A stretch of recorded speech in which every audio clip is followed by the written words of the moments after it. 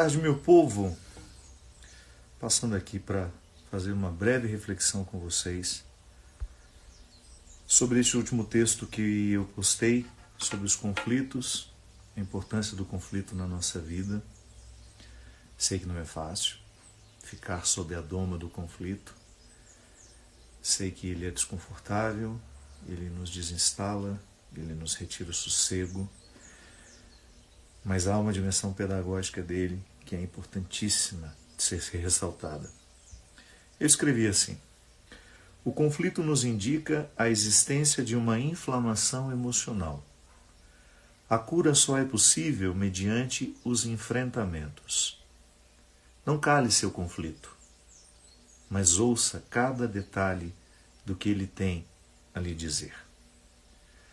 Adaptar-se a ele é optar pela manutenção de uma conduta pouco frutuosa.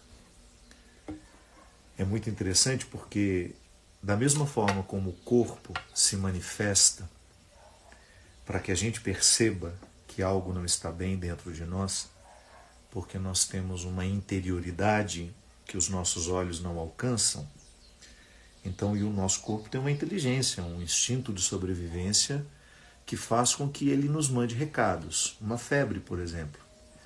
Quando você tem uma febre, é o seu corpo lhe dizendo de que algo está infeccionado, de que algo está inflamado. E aí a gente começa a investigar os motivos da febre. Claro que a gente tem motivos psicossomáticos, em que a gente não identifica uma causa física, é apenas psíquica. Tem aquela famosa febre emocional que a gente tem muito quando a gente é criança. É um distanciamento dos pais, da mãe ou daquela figura com quem você tinha um vínculo emocional estreito. Você tinha febre quando você ficava longe, tinha febre quando sentia saudade. Mas retirando isso, a febre é um indicativo de que algo dentro deste corpo que nós não enxergamos não está bem. Então a gente vai buscar um tratamento para isso. A dor também é um indicativo de que algo não está bem com o corpo. Essa semana, por exemplo, eu estou administrando uma dor no joelho direito. Eu tenho os dois joelhos operados, eu conheço bem a dor da lesão do menisco, geralmente é uma dor posterior que a gente sente. É muito diferente de todas as dores que eu já tive até hoje. Mas algo me indica que eu estou precisando passar lá no Joseph, que é o meu... Toda vez que eu tenho uma situação assim, é ele que cuida de mim.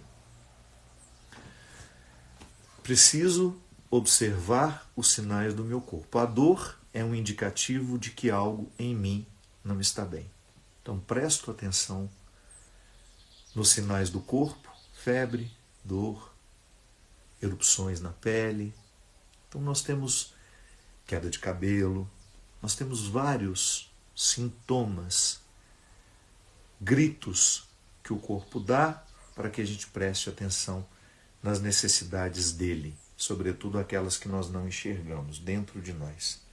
Para isso nós vamos para as máquinas que nos radiografam, as tecnologias mais avançadas, o velho raio-x que mostra a situação dos seus ossos, as tomografias computadorizadas que indicam o que existe dentro de você que está errado.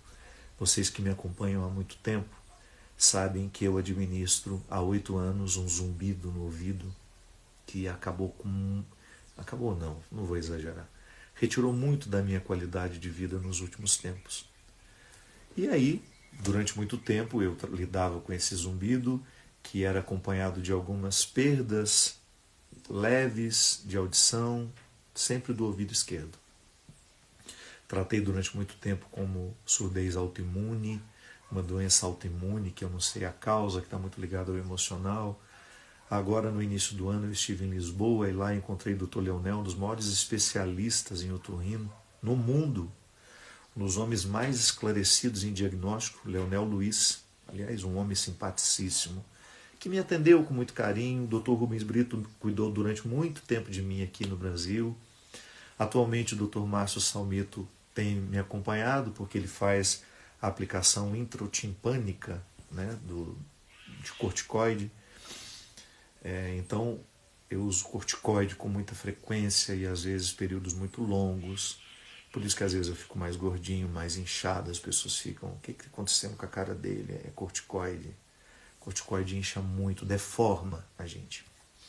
Então, nos últimos tempos, eu fui para uma máquina específica que tem no Hospital Albert Einstein para fazer uma investigação da hidrópsia, que é o nome do que o meu corpo faz aqui nessa região do ouvido, que é um acúmulo de água que retira a minha qualidade de vida.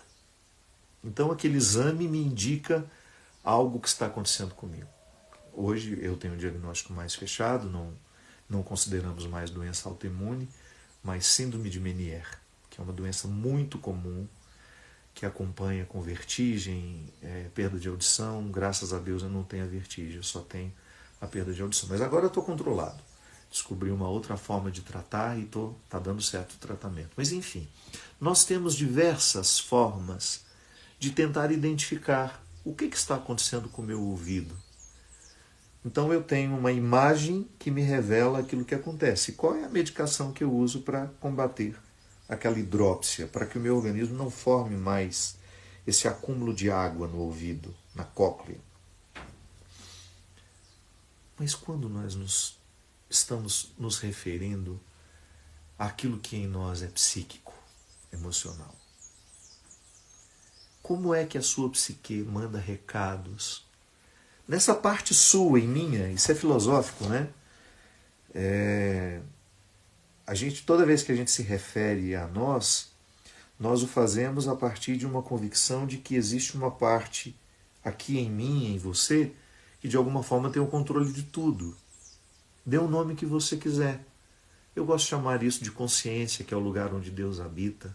Gosto sempre de fazer essa ponte religiosa, né? O discurso religioso vem junto com essa compreensão da psicologia, da psiquiatria. No meu cérebro existe aquilo que nós chamamos de consciência, que é o lugar que sabe tudo sobre mim. No meu livro, Por Onde For o Teu Passo, que lá esteja o teu coração, se você nunca leu, eu lhe recomendo. É um livro muito bacana. Falando do meu livro, falando que ele é bacana, desculpe. Eu gosto do livro. É um diálogo de um homem com a sua consciência, e a consciência é uma criança. Eu quis dar um significado assim: a criança, ela não tem rodeios. O que ela sabe, ela sabe. Ela não fica dissimulada. Claro, depois ela vai aprendendo a ser dissimulada. Mas você, no primeiro momento da sua vida, você foi absolutamente honesta. Você foi extremamente transparente com o que você sentia e com o que você achava. Depois as pessoas lhe educaram para que você não dissesse tudo, dissesse apenas alguma coisa. Então a gente vai ficando dissimulado à medida que a gente vai sendo educado. Não deveria ser, mas a gente fica educado. Não digo tudo o que eu penso, não digo tudo o que eu acho, porque é uma lisura que eu procuro observar. Então eu estou diante de você, não gostei do seu corte de cabelo. Para que eu vou falar que eu não gostei do seu corte de cabelo, se isso não altera em nada? A não ser que eu tenha muita intimidade com você e eu sugiro, olha, da próxima vez, não sei o que você pensa sobre isso, mas eu acho que seu cabelo fica melhor assim. E você tem todo o direito de dizer, a cabeça é minha, o cabelo é meu e quem tem que gostar sou eu. Aí você dá um palpite na vida de alguém que você ama, se não. Mas nós temos essa parte de nós que de alguma forma não foi contaminada pela hipocrisia, pelos disfarces que nós costumamos dar. Nós chamamos isso de consciência. Quando essa parte de nós que tem o comando identifica que algo não está bem, ela manda um recado. E de que forma nós temos esse recado? Qual é a febre da doença emocional? O conflito. Se o corpo, quando adoece, precisa nos dar um indicativo de que algo não está bem com ele, uma febre, por exemplo, quando nós não estamos bem emocionalmente, a manifestação chama-se conflito. O conflito é a febre das emoções. O conflito é aquela realidade que lhe coloca um obstáculo entre aquilo que você é com aquilo que você está sendo. Aquele que você é e aquele que você está sendo. Pode ser que aquele que eu estou sendo hoje não tenha nada a ver com aquilo que eu sou na minha essência. Então eu fui assumindo coisas na minha vida que não me diziam respeito, e por ter medo de contrariar alguém, eu fui acatando aquilo como meu, foi ficando para mim, fui assumindo, não fui tendo coragem de dizer que aquilo não era para mim, que aquilo não tinha nada a ver comigo, e de repente aquela situação se avolumou, e eu deixo de morar bem dentro de mim. E aí eu fico conflituado. A febre das emoções é o conflito. Fico conflituado, não caibo dentro de mim, não sei como agir, não sei como viver, como fazer. E o conflito, ele se estabelece dentro de nós assim, como uma espécie de espinho no travesseiro. Sabe, como se você tentasse dormir numa cama cujo travesseiro está forrado de espinhos. Toda vez que você deita a cabeça, você sente o espinho.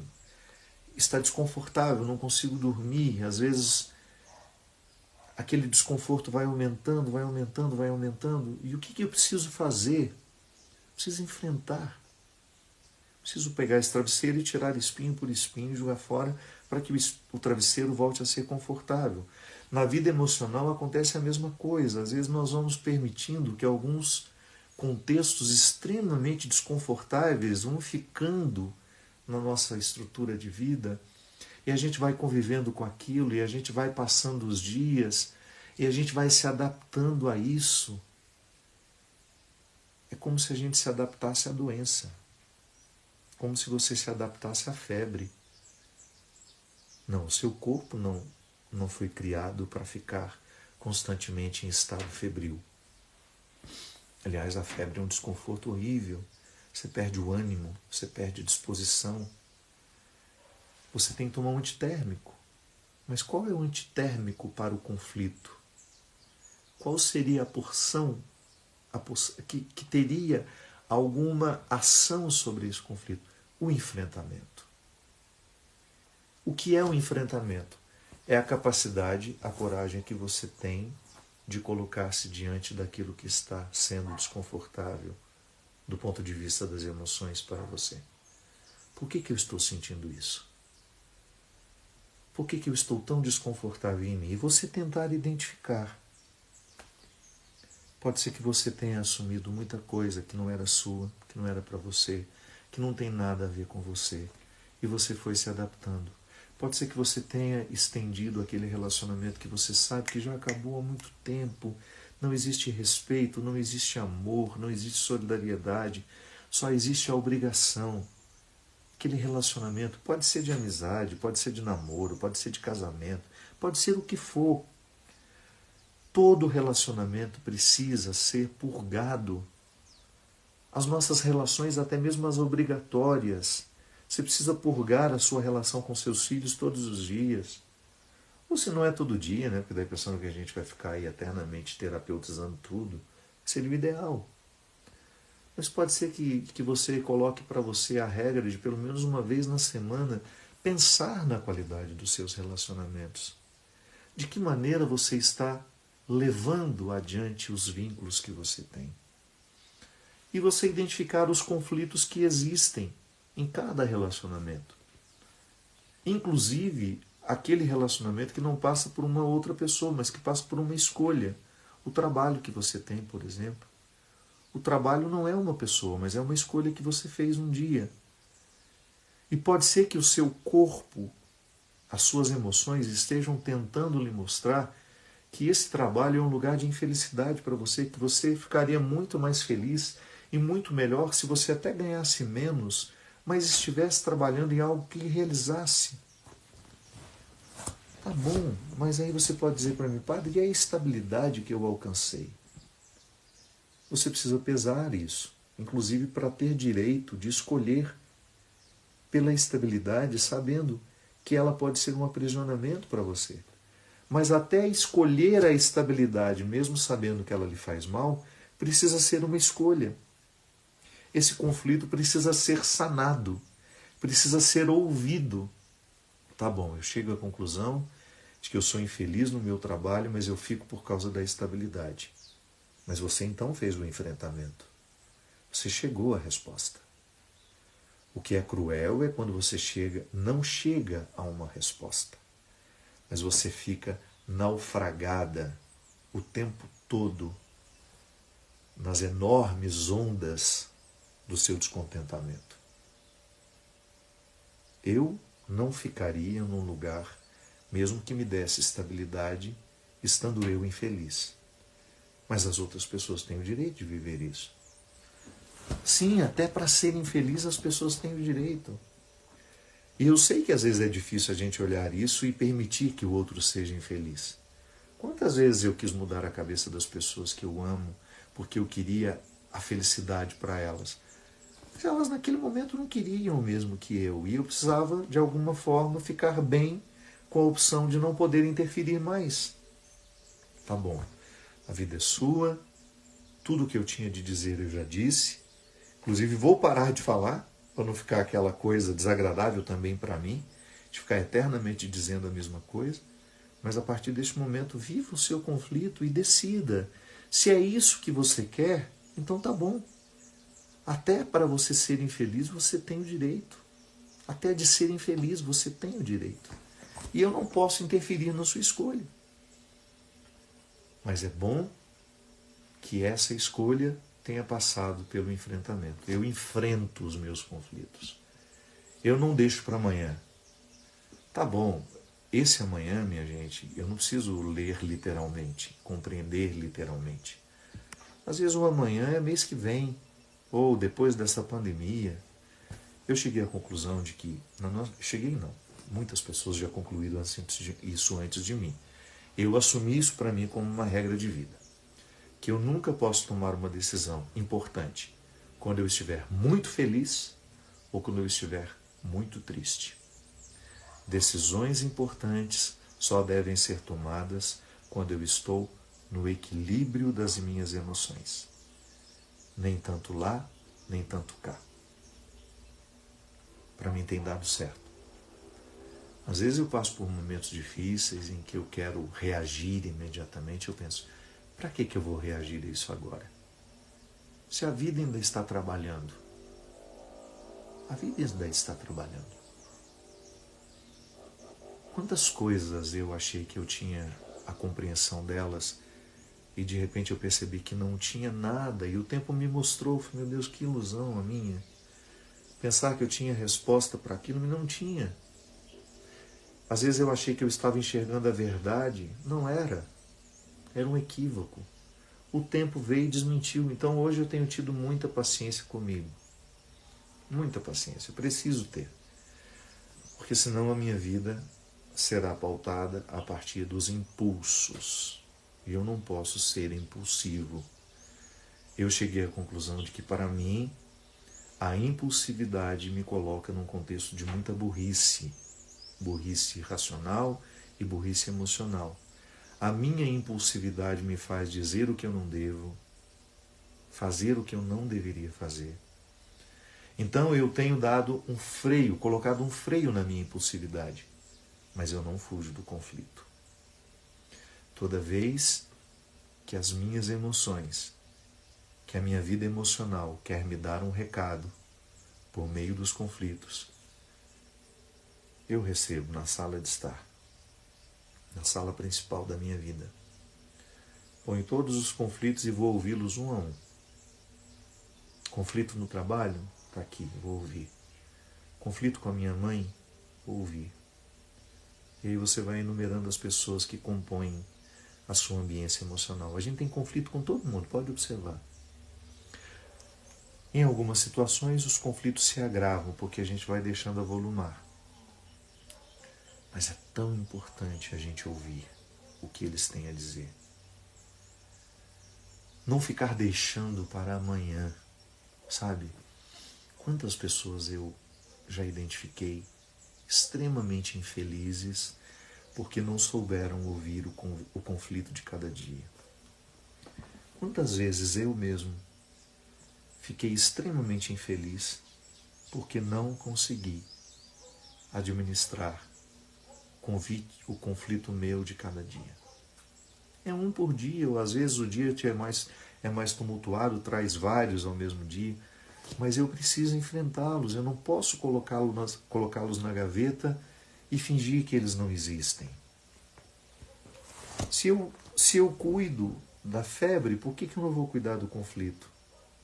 São duas realidades iguais, com as mesmas funções. Claro, com características diferentes, com expressões diferentes. São organismos diferentes. A febre é física, mas o conflito também eu sinto em mim. Quando ele me domina, o meu corpo todo ressente, a carne ressente. Eu fico ressentido. O meu corpo fica indisposto, me dá uma dor que eu não sei onde é.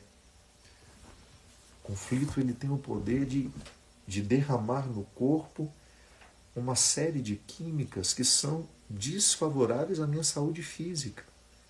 Mas vou vivê-los, vou enfrentá-los, porque a qualidade da minha vida depende destes enfrentamentos. Se eu quiser viver sem enfrentamentos, eu não tenho direito de esperar qualidade de vida. Se eu não viver os meus enfrentamentos diariamente, eu não terei condições. Não posso, não é justo eu esperar uma situação mais satisfatória. Porque o que é o bem-estar? O bem-estar emocional. O bem-estar físico é aquele em que você sente que o corpo está bem. Você dormiu, você acordou descansado, você trabalha, tem disposição para o trabalho, você se cansa ao longo do dia, chega em casa, toma um banho, vai dormir, o sono vem, isso é bem-estar. Faz uma atividade física, tenta comer direitinho, isso é bem-estar. Mas nós precisamos falar do bem-estar emocional, que é quando você percebe que essa parte de você que tem comando de tudo, que eu gosto de chamar de consciência, ela está em paz. E eu fico bem no corpo que eu tenho. Então eu posso unir o bem-estar físico ao bem-estar emocional e eu tenho uma satisfação enorme de ser quem eu sou. Quando uma coisa no meu corpo não está bem, por exemplo, quando eu tenho as minhas crises de ouvido e eu preciso entrar nos corticoides, meu Deus, como é sofrido para mim. Porque eu tenho muitos efeitos colaterais dos corticoides. A cara que fica larga, o corpo que incha, não é só isso. Eu tenho problema de vista que piora. Então, o desconforto físico, aquela sensação de plenitude no ouvido, o zumbido que não vai embora, o desconforto físico influencia no bem-estar emocional. Então eu preciso ficar fazendo um esforço para que aquele desconforto dessa região do meu corpo não derrame mal-estar no resto do corpo e nas minhas emoções. Hoje, por exemplo, eu estou bem, muito bem nos últimos 15 dias. Uma nova medicação, tirou meu zumbido, estou com sensação de audição perfeita, não estou com o ouvido tampado mais. Então isso favorece demais o bem-estar do corpo. Os dois caminhos precisam ser cuidados por nós. Cuido do bem-estar físico, cuido do bem-estar emocional. E o bem-estar emocional não é fruto de mágica, nem tampouco um resultado da oração somente. A oração ajuda muito. A oração nos ajuda a colocar as coisas no eixo, mas depois da oração vêm os enfrentamentos. Preciso marcar uma conversa com fulano de tal. Para quê? Para pontuar os conflitos que nós estamos tendo. Preciso pontuar os conflitos que eu estou tendo com as pessoas. Preciso falar sobre eles com as pessoas, porque eles estão me intoxicando e eu não tenho o direito de fazer isso comigo. Não posso transformar a minha rotina de conflitos numa rotina normal, como se eu pudesse suportá-la o tempo todo. Não. Eu preciso resolver sempre que puder.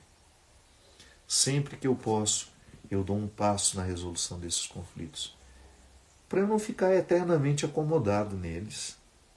É tão difícil, é tão cruel você perceber que uma pessoa optou por acomodar-se com os conflitos.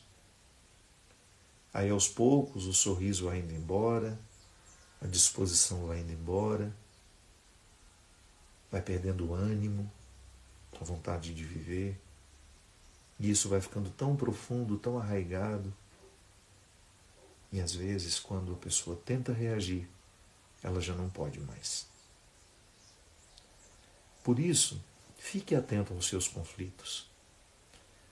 Mas tenha uma atitude solidária também. É bacana isso.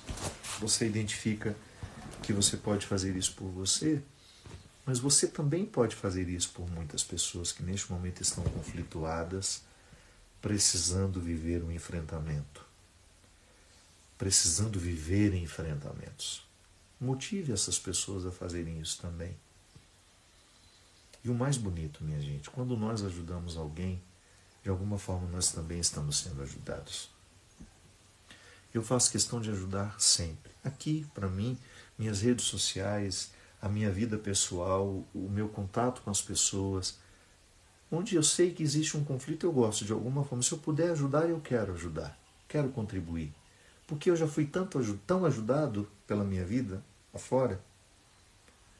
Quantas vezes os conflitos queriam me matar, queriam me arrancar da alegria, queriam me arrancar da minha disposição.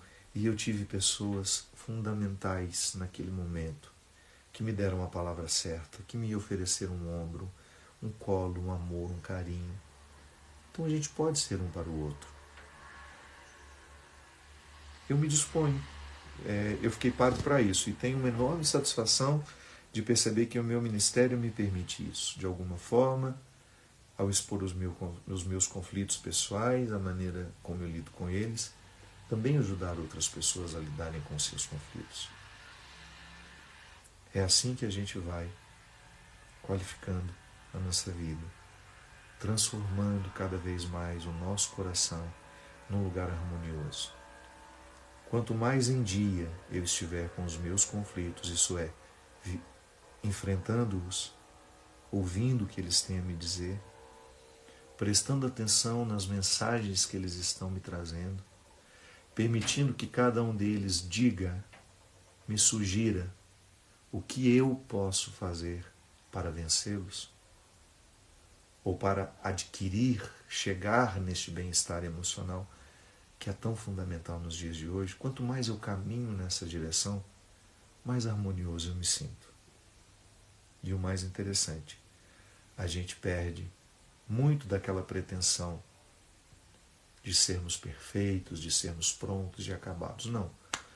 O ser humano que está em dia é aquele que resolve os seus conflitos toda hora, todo instante. Não existe perfeição para nós. Nós nunca seremos perfeitos.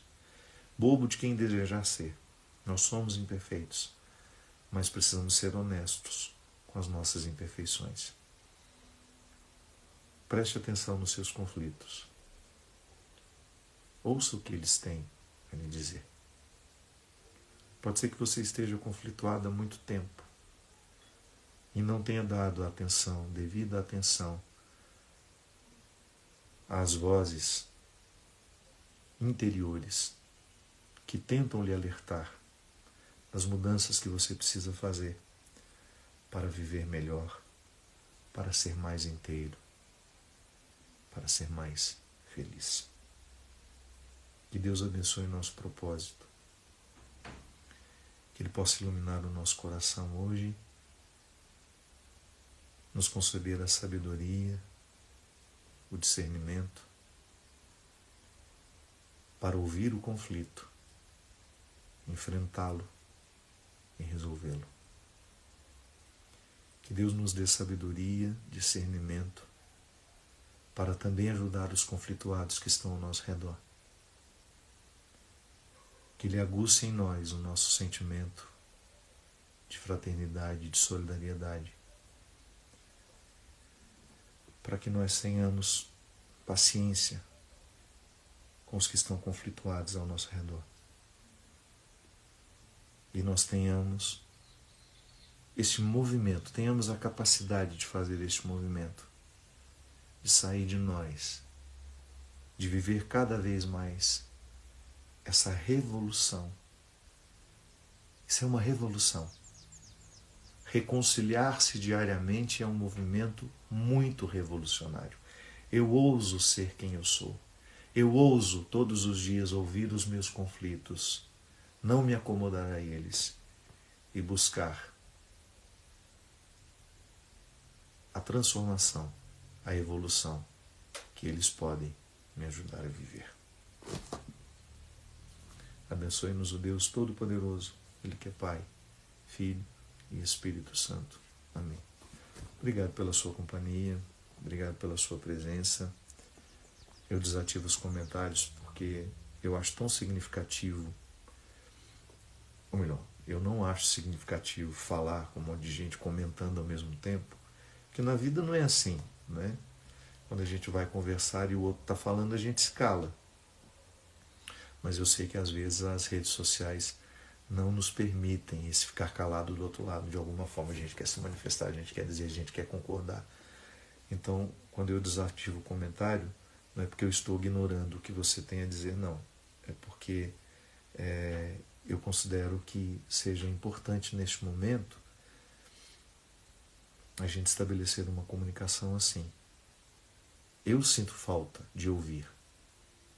Às vezes eu falo muito pouco, eu falo muito. E eu tenho necessidade de ouvir. E eu gostaria muito de ouvir. Gostaria muito de ouvir. Eu gostaria muito de que alguém refletisse comigo as minhas questões.